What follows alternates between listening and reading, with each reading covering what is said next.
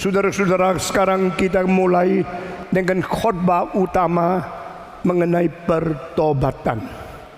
Dan saya berdoa supaya firman ini menjadi jelas dan kita semua mengerti dengan tuntas apa itu pertobatan dan tidak lagi menjadi orang Kristen sembarangan. Mari kita berdoa, semua tunduk kepala. Bapa di dalam surga, kami berterima kasih. Kami melihat bagaimana Tuhan bekerja, bagaimana Tuhan mengurapi, Tuhan memimpin, Tuhan menggerakkan, Tuhan memutar balik, Tuhan memanggil orang berdosa kembali kepada Tuhan. Dan kami berdoa kiranya pada malam ini kami lebih mengerti firman yang sudah Tuhan katakan kepada dunia ini. Dengar doa kami dan pakailah hamba-Mu yang hina dina. Bekerjalah melalui dia. Dalam nama Yesus Kristus penebus dan juru selamat kami yang hidup, kami sudah berdoa. Amin. Saudara-saudara, di dalam Alkitab 4 Injil, Yesus Kristus memberikan 4 panggilan yang paling penting, yaitu mengapa dia datang ke dalam dunia. Di antara 7-8 proklamasi yang besar, proklamasi yang pertama, Anak Manusia datang mencari dan menyelamatkan yang sesat. Proklamasi kedua, Anak Manusia datang bukan memanggil orang yang benar, tapi memanggil orang berdosa supaya bertobat. Saudara-saudara, panggilan proklamasi yang ketiga, Anak Manusia datang bukan untuk dilayani, tapi untuk melayani, bahkan menyerahkan nyawanya menjadi tebusan bagi banyak orang. Dan proklamasi yang keempat, dia berkata, aku datang memberikan hidup dan memberikan hidup yang berkelimpahan. Why Jesus came to the world? Why God became man? Why He incarnated Himself and lived among us to be human being? Mengapakah Allah jelma menjadi manusia? Mengapa dari surga turun ke dunia? Mengapa daging itu adalah firman menjadi daging? Mengapa Allah menyatakan diri di tengah-tengah umat manusia? Yesus adalah Allah tapi menjadi manusia. Saudara-saudara, semua yang menjadi pendiri-pendiri agama bukan Allah. Mereka hanya manusia sama seperti engkau dan saya, dilahirkan melalui seorang laki-laki yang bersetubuh dengan seorang perempuan, akhirnya menghasilkan kita sebagai anak mereka. Mereka ada orang berdosa yang campur dengan orang berdosa, lalu melahirkan orang yang harus mewarisi dosa asal dari Adam. Hanya Yesus Kristus berbeda dengan semua pendiri agama, karena dia bukan hasil seorang laki-laki menikah, bersetubuh, lalu melahirkan seorang yang berdosa di dunia. Dia adalah firman menjadi daging. Dia adalah Allah menyatakan diri di dalam tubuh. Dia adalah Allah yang menjadi manusia. Dia adalah naungan Roh Kudus kepada anak darah Maria. Sehingga anak perempuan ini, seorang gadis yang tidak menikah, bisa dinaungi oleh Tuhan, lalu melahirkan seorang anak. Dan anak ini adalah manusia satu-satunya yang tidak berdosa. Itu sebab Yesus Kristus menjadi pengantara di tengah-tengah Allah dan manusia. Dia adalah Allah menjadi manusia. Dia adalah Allah dan dia adalah manusia. Allah sejati menjadi manusia sejati, karena dia menerima bagian daripada kemanusiaan di dalam daging melalui Maria. Tetapi dia adalah menerima naungan Roh Kudus, sehingga kuasa Allah ada pada perempuan yang disebut anak darah Maria ini. Saudara-saudara, dan Yesus berkata, Anak Manusia datang. Allah, anak Allah datang menjadi anak manusia. The Son of Man come. Datang untuk apa? Datang mencari dan menyelamatkan yang sesat. Bukan manusia mencari Allah. Agama tidak mencari Allah. Agama hanya mencari berkat Allah. Termasuk agama Kristen yang maunya kesembuhan, maunya kekayaan, maunya kelancaran, maunya kesuksesan. Itu adalah orang tidak mengerti apa itu kekristenan. Kekristenan bukan manusia yang cari Allah, tapi Allah yang mencari manusia. Amin. Anak Manusia datang mencari orang yang tersesat, orang yang hilang, dan menyelamatkan mereka. Yesus datang mencari dan menyelamatkan orang yang sesat. Di dalam proklamasi pertama ini dia katakan, manusia adalah satu umat yang kehilangan, satu umat yang sudah hilang dari Tuhan, yang sudah kehilangan arah, kehilangan sesuatu harkat diri. Saudara-saudara sekalian, bukan Allah yang hilang, maka bukan manusia mencari Allah, tapi karena manusia yang hilang, maka Allah mencari manusia. Mari kita putar balik pikiran yang salah, sehingga kita mengetahui Tuhan tidak pernah hilang. Mengapa dicari? Yang hilang adalah saya, maka Tuhan mencari. Tuhan mencari saya. Hal ini tidak pernah dikatakan di agama yang lain. Semua bicara agama sedang mencari Allah. Di agama saya mencari Allah, mencari Allah. Kenapa perlu engkau mencari Allah? Kitab suci punya pikiran berlainan. Tidak ada seorang mencari Allah, tidak ada seorang mengerti kebenaran, tidak ada orang melakukan kebajikan.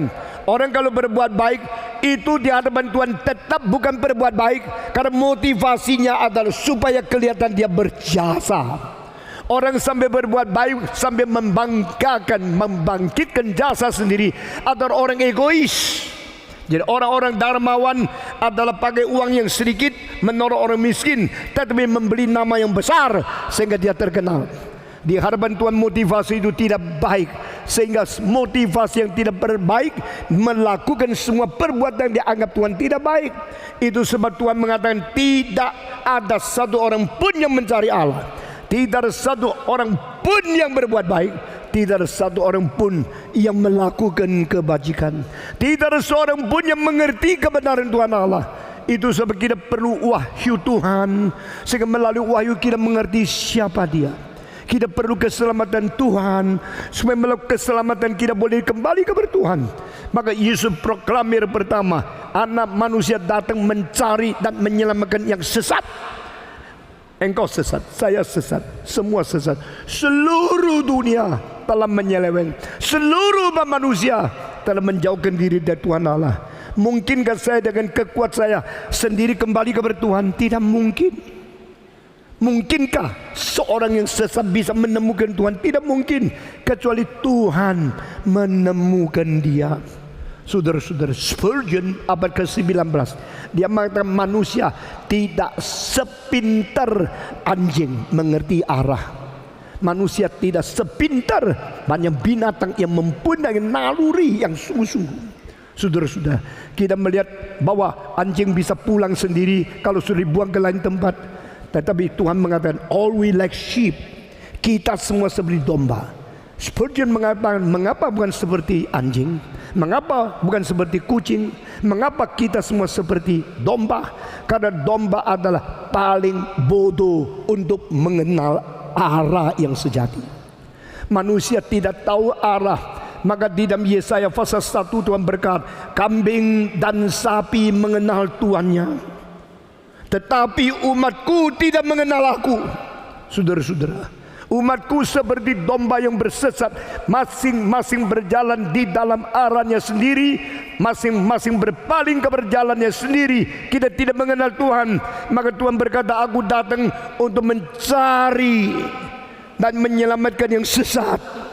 Saudara-saudara, tanya Paulus, engkau yang mencari Tuhan atau Tuhan mencari engkau? Dia mengatakan, saya tidak cari Tuhan, saya cari orang Kristen supaya dibunuh, saya cari Kristen supaya dipenjarakan, dianiaya. Begitu jahat dan motivasinya begitu jelek. Maka Tuhan yang mencari Paulus, bukan Paulus yang mencari Allah. Tanya kepada Augustinus, engkau yang cari Tuhan atau Tuhan mencari engkau? Tanya kepada orang-orang yang betul-betul mengerti anugerah Tuhan, apakah engkau yang mencari Tuhan atau Tuhan yang mencari engkau? Yang mengerti kitab suci semua akan menjawab, bukan saya mencari Tuhan, tetapi Tuhan yang mencari saya. Tuhan mencari dan menyelamatkan saya, supaya saya tidak tersesat, supaya saya tidak binasa. Ini proklamasi pertama. Kedua, Yesus Kristus berkata, Anak Manusia datang bukan memanggil orang benar, tetapi memanggil orang berdosa supaya bertobat. Di sini Yesus Kristus berkata, orang yang merasa diri benar tidak ada bagian di dalam keselamatan. Orang merasa diri berdosa masih ada kemungkinan diselamatkan, karena Yesus bukan datang mencari orang benar, tapi dia mencari orang yang berdosa supaya bertobat. Kalau ada orang sakit tapi tidak sadar dia sakit, lalu ada orang yang sakit sadar dia sakit, siapakah lebih mempunyai hari depan? Saudara-saudara, mereka yang sakit tapi sadar sakit, mungkin dia merendahkan diri mengatakan saya sakit, saya perlu dokter. Dan Yesus berkata, orang yang sehat tidak memerlukan dokter, orang yang sakit memerlukan dokter. Maka aku datang bukan mencari orang benar, aku datang mencari orang berdosa dan manggil mereka supaya mereka bertobat. I come to call upon the sinners for repentance. Saudara-saudara, satu kali saya berkata dengan satu orang, engkau sudah kurus sekali hari ini. Saya pikir sudah penyakit penting di hatimu, di dalam tubuhmu. Dia bilang, tidak, saya baik-baik. Saya baik-baik, tidak rasa apa-apa. Itu seorang majelis yang penting sekali, cinta Tuhan, tetapi dia tidak tahu dia sedang sakit. Saya bilang, tidak bisa. Coba saya tanya, engkau sudah kurus di dalam berapa lama, kurus berapa banyak? Dia bilang, ini bukan kurus, ini langsing. Dulu terlalu gemuk, sekarang langsing. Lalu saya tanya, engkau memang diet atau engkau tidak diet? Dia langsing sendiri. Langsing sendiri. Saya puji Tuhan. Saya tanya lagi, berapa kilo engkau kurang satu bulan ini? Dia bilang, di dalam satu bulan saya kurang 9 kilo. Lah saya mengatakan, you bahaya. Di dalam satu bulan kurang lebih dari 7 kilo. Bukan karena diet, karena sendiri kurus. Berarti you sudah kanker. Pak Tong ini main-main. Saya bapak-bapak kok, saya rasa sehat sekali. Saya bilang, saya tidak main-main. Saya kasih tahu, kalau di dalam satu bulan bisa turun 7 kilo dan lebih, itu berarti something wrong. Maka bagaimana menurut you? Saya bilang, you tunggu lagi 1 minggu, 2 minggu. Di dalam 2 minggu dia turun lagi 5 kilo. Saya langsung mengatakan, cepat pergi cari dokter yang paling pintar kemana saja di dunia. Engkau cepat mengetahui situasimu bahkan.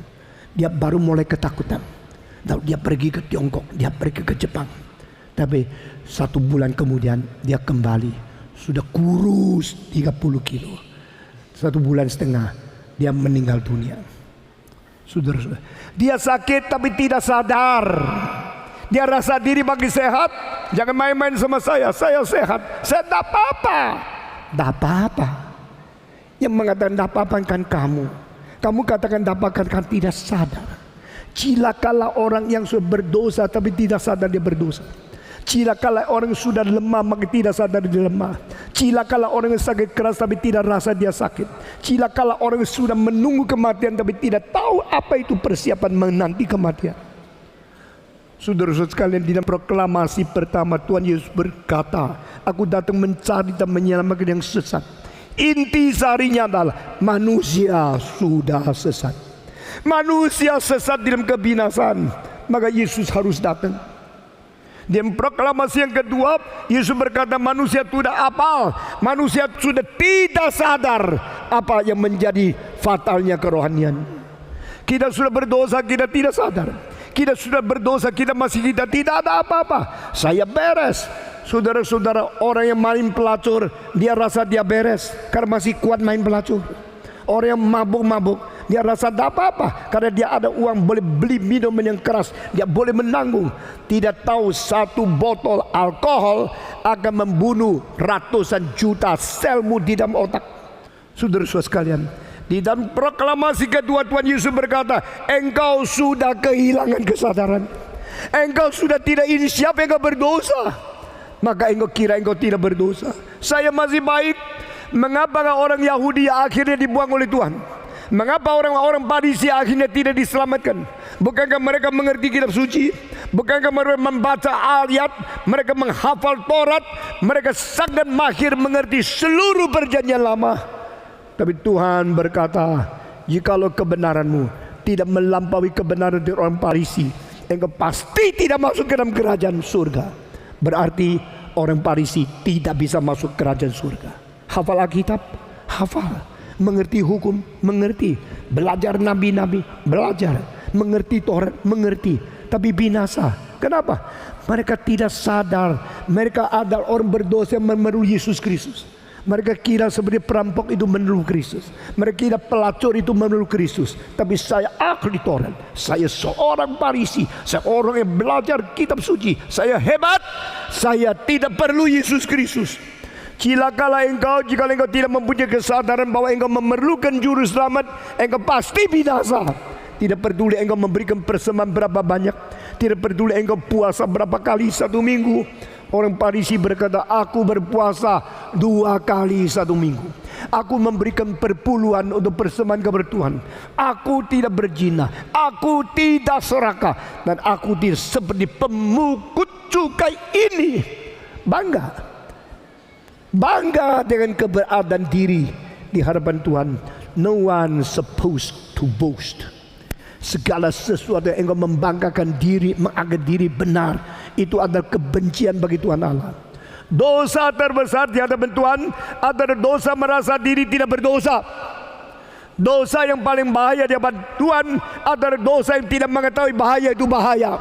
Dosa paling besar kepada Tuhan adalah dosa yang menganggap diri benar, Yesus tidak benar, lalu menghakimi Yesus Kristus. Yesuslah yang akhirnya akan menghakimi seluruh dunia. Tapi pada waktu dia datang ke dunia, dia dihakimi oleh Pilatus, dihakimi oleh Herodes, dihakimi oleh Kayafas, dihakimi oleh rakyat-rakyat yang berkata, salibkan dia, salibkan dia. Mereka menghina anak Tuhan. Mereka tidak percaya kepada dia karena mereka menganggap dirinya benar. Yesus berkata, jika engkau merasa dirimu benar, engkau tergolong orang benar, maafkan. Yesus harus berkata, aku datang bukan memanggil orang seperti ini yang bertobat. Aku datang memanggil orang berdosa supaya bertobat. Maka Yesus Kristus mau kita mempunyai kesadaran. Kesadaran saya berdosa, kesadaran saya perlu Tuhan, kesadaran saya harus bertobat. Tadi yang maju ke depan sadar mereka perlu bertobat. Yang belum maju ke depan saya mau tanya, apakah engkau berada dalam bahaya engkau tidak sadar? Engkau kira Stephen datang ke genteng untuk bermain-main? Saya bukan datang bertamasya, saya bukan datang untuk bermain-main, saya bukan datang untuk menikmati alam. Saya datang memberitakan firman Tuhan yang berkata, I come not to call upon the righteous, but I come to call upon the sinners for them to repent.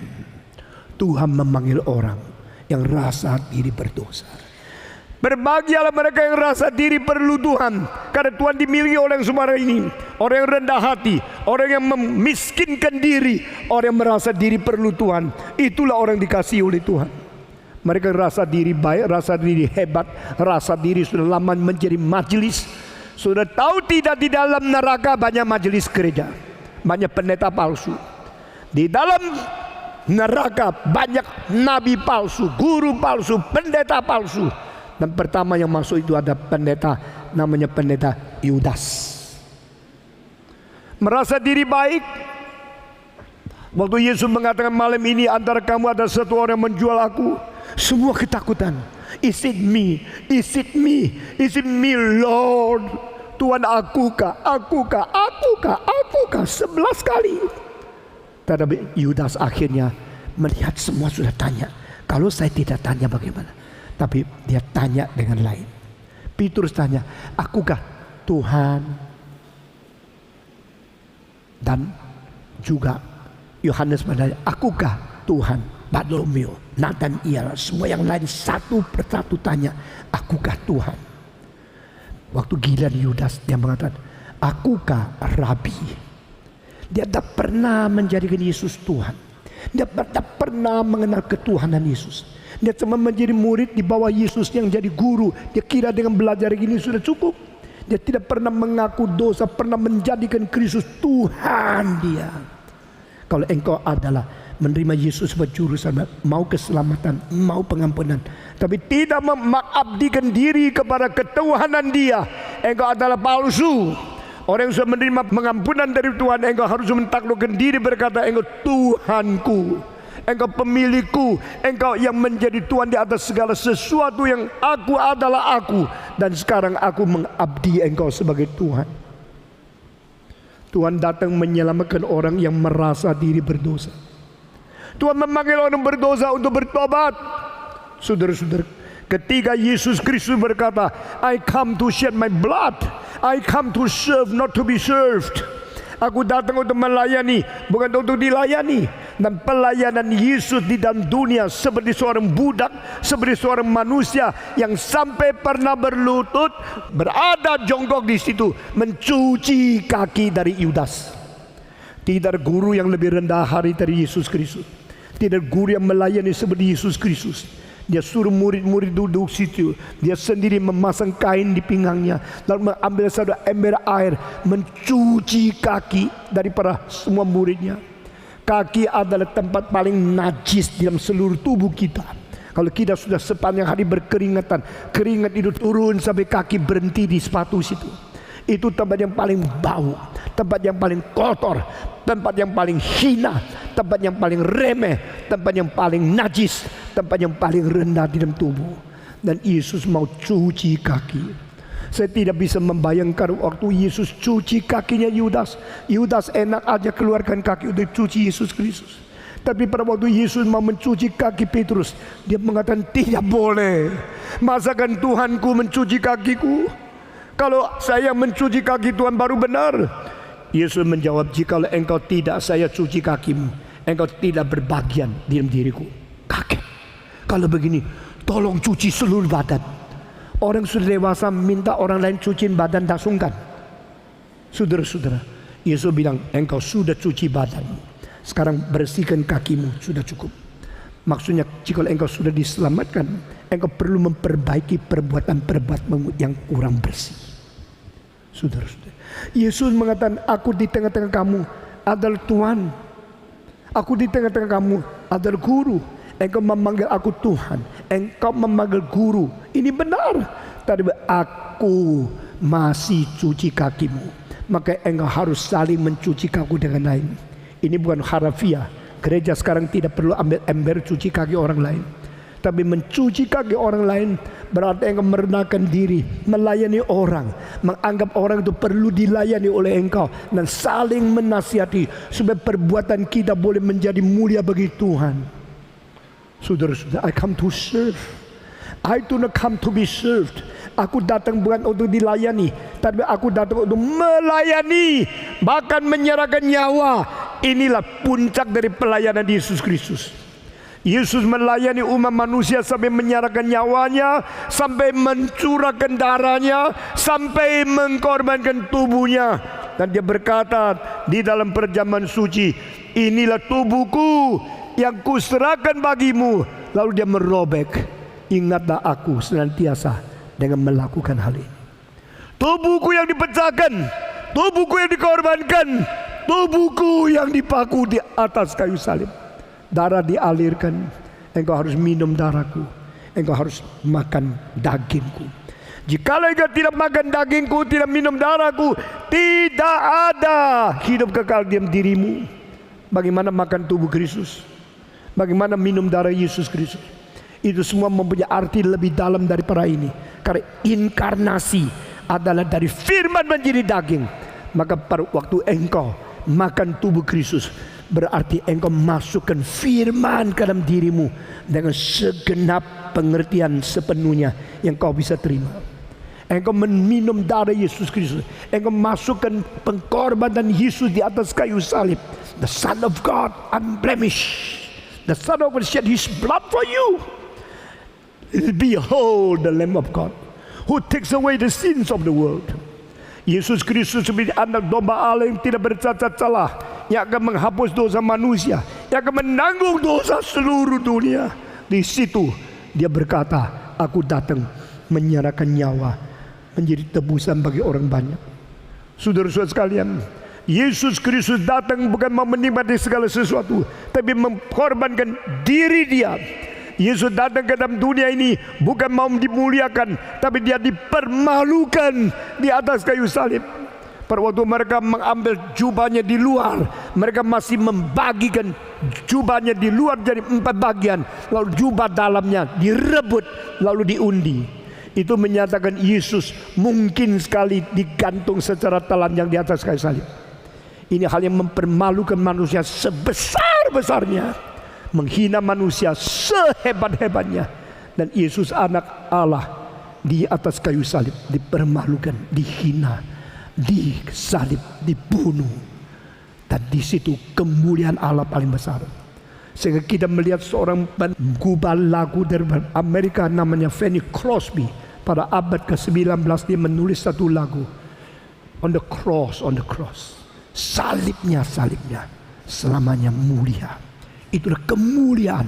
Karena Kristus pernah diejek, pernah diumpat, difitnah, diadili secara adil, dipermalukan secara tuntas.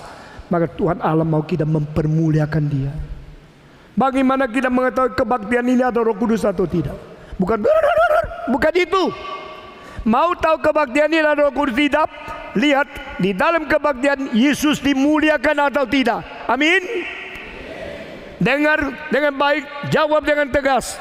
Mau melihat satu kebaktian ada Roh Kudus atau tidak? Melihat kebaktian ini Yesus dimuliakan atau tidak? Amin. Jikalau Yesus yang dimuliakan, ini kebaktian ada Roh Kudus. Jikalau manusia yang dibanggakan, kebaktian ini tidak Roh Kudus. Jikalau kita terus meninggikan diri kita, kita tidak kenal Roh Kudus. Karena Roh Kudus dikirim untuk memuliakan Kristus. Roh Kudus disuruh untuk bersaksi bagi Kristus. He will glorify me. Yesus berkata Roh Kudus datang akan memuliakan aku, akan menegur dosa, akan membawa kita kembali kepada Tuhan, akan memberikan firman supaya kita memikirkan apa yang pernah dikatakan Tuhan kepada kita. He will remind you of all the things I've spoken to you. Roh Kudus tidak membunuh rasio. Roh Kudus tidak memadamkan pikiran. Roh Kudus tidak membunuh, merusak atau menghancurkan daya logika. Roh Kudus membalikkan, membersihkan, mengembalikan fungsi rasio sampai tuntas. Sehingga kita dengan pikiran yang tajam memikirkan firman Tuhan satu kalimat per satu kalimat.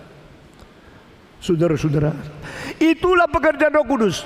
Roh Kudus memimpin kita masuk ke dalam segala kebenaran. Roh Kudus mengakibatkan pikiran kita merenungkan kembali firman Tuhan. Roh Kudus menjadikan gereja lebih mengerti kehendak Allah. Roh Kudus menjadikan kita tuntas mengetahui akan pimpinan Tuhan di dalam sejarah. Saudara-saudara, berapa buku rohani yang kau baca? Berapa kali kitab suci engkau baca? Engkau menghafal berapa banyak? Saudara-saudara, mari kita belajar merenungkan firman Tuhan, mengerti firman Tuhan, dan Roh Kudus memimpin pikiran kita kembali kepada apa yang pernah dikatakan Tuhan kepada kita di dalam umur hidup kita masing-masing. I come to serve. I come to give my life. I come to shed my blood for the ransom of many. Aku datang menyerahkan diri, mencurahkan darahku menjadi tebusan bagi banyak orang. Inilah proklamasi yang ketiga dari Yesus Kristus. Nanti saya akan memberikan ujian kepadamu, saudara-saudara. Keempat, Yesus berkata, I come to give life and give more abundantly. Aku datang memberikan hidup dan memberikan hidup secara berkelimpahan kepada manusia. Engkau menjadi orang Kristen maunya apa? Maunya kaya. Banyak orang pergi ke Gunung Kawi juga bisa kaya. Engkau datang ke dunia, engkau datang ke Yesus Kristus maunya apa? Maunya sukses. Banyak orang melawan Tuhan, sukses umur hidup. Saudara-saudara, banyak antikristus makmur sekali. Dan jika Yesus Kristus mau, dia sendiri menjadi orang terkaya di dunia. Karena setan berkata, coba tunduk kepada saya, menyembah aku satu kali, saya memberikan seluruh dunia dan semua kemuliaan kekayaan dunia kepadamu. Yesus mau tidak? Yesus mau tidak? Yesus mengatakan, nyala engkau, mundur ke belakangku, begone you. Saudara-saudara, manusia hanya berbakti kepada Allah, hanya bersujud kepada Dia saja. Jangan mencintai uang lebih dari Tuhan. Jangan mementingkan kedagingan lebih dari Tuhan. Jangan mementingkan kesehatan lebih dari Tuhan. Saya bersyukur kepada Tuhan selama 55 tahun setengah saya melayani Tuhan. Saya tidak mengutamakan dagingku. Mati hidup soal kecil, sehat sakit soal kecil, capek tidak soal kecil, sampai sekarang saya umur 72, saya masih 1 tahun naik kapal terbang 320 kali. Saya masih bawa koper pergi mengejar bus. Saya masih berada di dalam dunia pelosok, kota besar, kota kecil, sama-sama berkhotbah dengan semangat yang tidak berubah. Saya tidak mengenal capek, tidak ingat umur berapa. Cuma saya tahu saya harus melayani Tuhan dengan sesungguh-sungguhnya. Saudara-saudara, di dalam masa tua, semangat itu membakar lebih.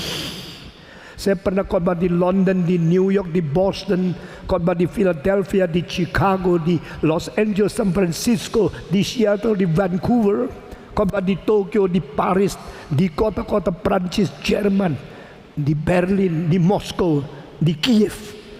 Saudara-saudara, tapi kenapa akhirnya Tuhan gerakan saya khotbah di Katingan, di Kasongan, khotbah di Kutai Barat, khotbah di kota yang kecil-kecil. Karena bagi saya kota besar, kota kecil itu semua sama.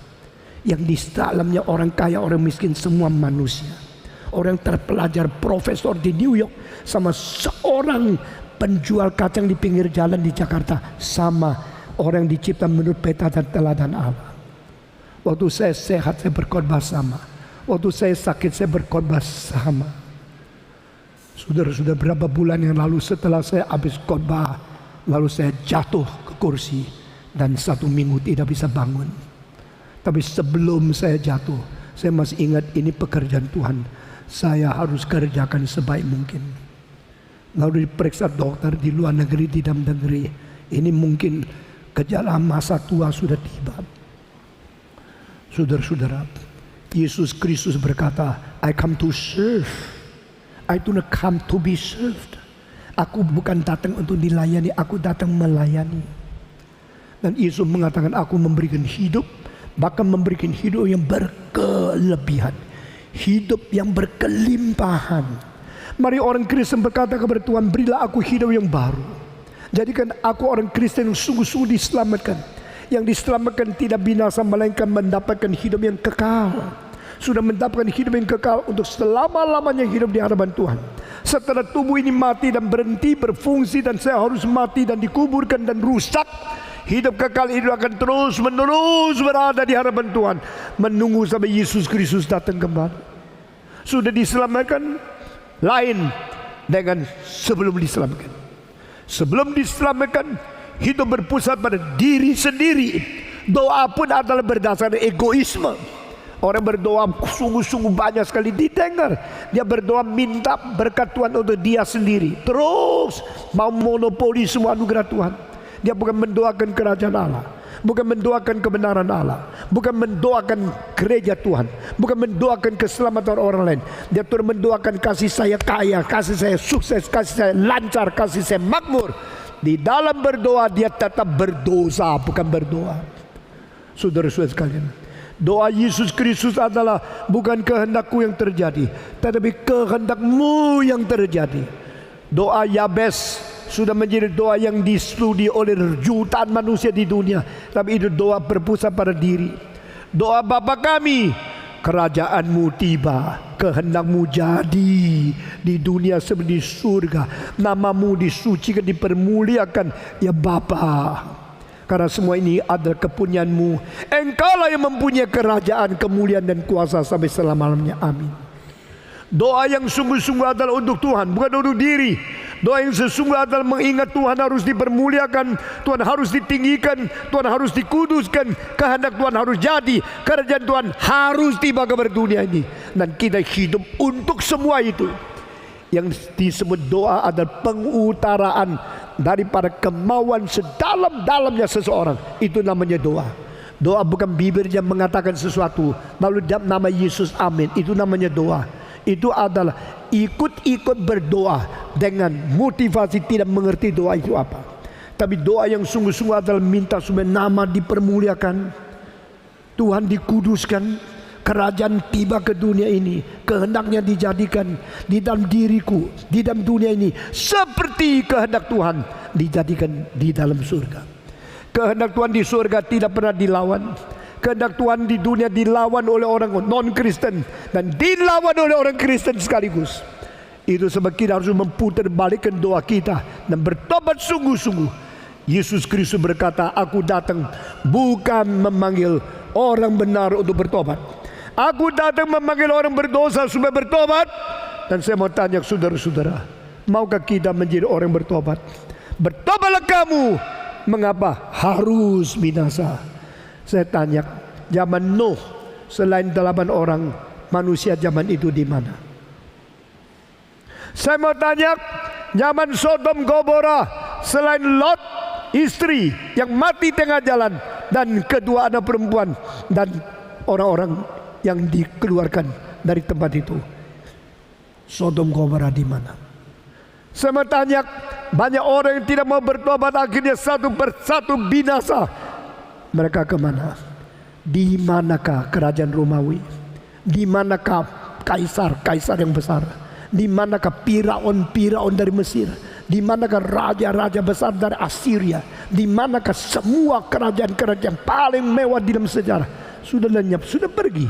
Dan mereka mempunyai kenikmatan dunia, tapi mereka tidak mempunyai keselamatan dari Tuhan. Saudara-saudara sekalian, barang siapa yang bertobat, mereka menerima hidup kekal dari Tuhan.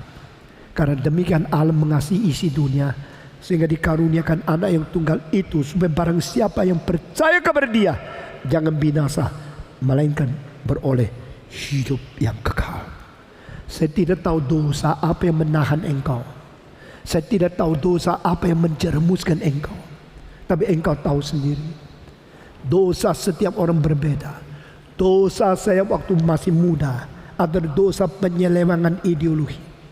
Dosa pada waktu saya muda, saya meninggalkan Tuhan, saya menerima komunisme, saya menerima evolusionisme, saya menerima dialektikal materialisme, saya menerima akan ateisme, saya menerima komunisme. Dan pikiran saya yang sudah berontak kepada Tuhan itu akhirnya kembali kepada Tuhan. Setelah mengerti kebenaran, saya nangis dan menyerahkan diri bertobat kepada Tuhan. Saya tidak tahu dosamu dosa apa. Perzinahan, pencurian, kesombongan, iri hati, fitnah orang lain, dengan segala akal yang licik merugikan orang lain. Dosamu kurang ajar kepada ibu bapa. Dosamu selalu memperalat nama Tuhan untuk memfaedakan dirimu. Atau dosamu selalu bersongkolan dengan orang-orang melawan Tuhan, mempermalukan nama Tuhan di hadapan orang kafir. Saya tidak tahu dosamu apa, tapi sedikitnya engkau sendiri mengetahui dosamu apa. Dan engkau mengetahui, hati nurani ikut bersaksi tentang dosamu, memberitahu kepada engkau, hati nurani juga mengetahui dosamu apa. Saudara-saudara, hari ini mari kita tidak lagi pakai topeng, tidak lagi menipu diri, dan semua yang belum bertobat berkata, Tuhan, di sini saya, malam ini saya mau bertobat. Karena Yesus datang ke dalam dunia mencari dan menyelamatkan yang sesat, yaitu saya dan engkau. Dia memanggil orang berdosa untuk bertobat, yaitu saya dan engkau. Dia datang untuk menyerahkan nyawa menjadi tebusan bagi orang banyak, yaitu engkau dan saya. Dan terakhir dia memberikan hidup bagi saya dan engkau. Siapa yang berkata, Tuhan, di sini saya, malam ini saya mau jujur bertobat kembali kepada Tuhan. Maukah saudara? Maukah engkau bertobat? Malam ini bertobat. Kalau mau, saya hanya minta saudara jujur, minta Tuhan ampuni dosamu. Malam ini bertobat. Angkat tangan saudara yang mau bertobat. Angkat tangan, angkat tangan, angkat tangan, angkat tangan, angkat tangan. Yang betul-betul mau bertobat di hadapan Tuhan, acungkan tangan saudara yang di dalam, yang di luar. Mari kita jujur. Hari ini saya tidak panggil lagi ke depan, tapi engkau yang sudah angkat tangan, engkau tahu engkau sedang berjanji dengan Tuhan. Amin. Mari kita semua berdiri. Dan saya mau berdoa untuk saudara. Dengar kalimat per kalimat dan ikuti di dalam hatimu dengan tenang, tertib, penuh akal yang sehat, dan tunduk kepada firman kebenaran Tuhan. Bapa di dalam surga, kami berterima kasih. Malam ini engkau sekali lagi bekerja di hati kami. Engkau memberikan penerangan kepada kami. Karena kami tidak bisa mencari engkau, tapi engkau datang mencari kami yang sesat, menyelamatkan kami yang menuju ke arah kebinasaan.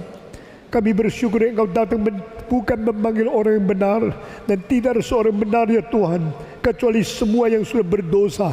Dan Engkau tidak mau kami tidak sadar dosa, maka Engkau mengirim Roh Kudus menyadarkan dosa kami.